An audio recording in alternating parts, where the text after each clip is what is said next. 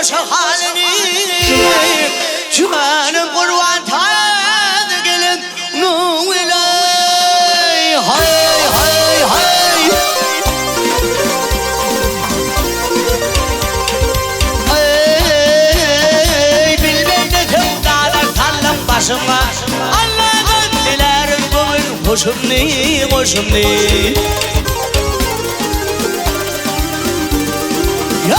Uçurdum kolumdan şunkar koşumna vay koşumni Canım kurban tadı gelin Nulay nerede yine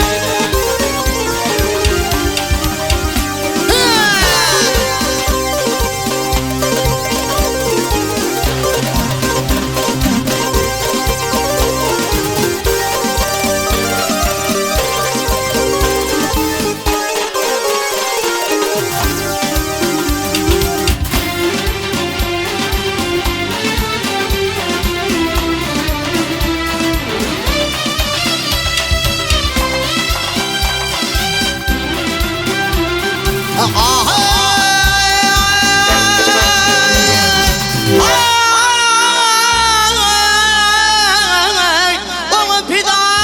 vurdun bu şirin canıma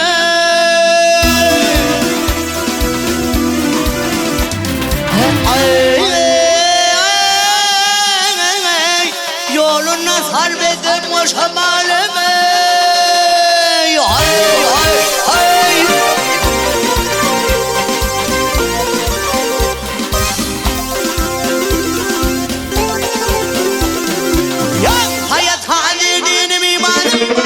Başım kurban, edim kurban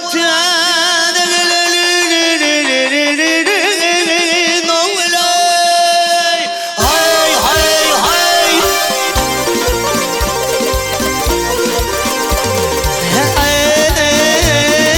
Evradir deli divane buldum Aşkımla gammelin harlı hırlı hırlama Yolunla oturup tüm olum kalım Canım kurban tede gelin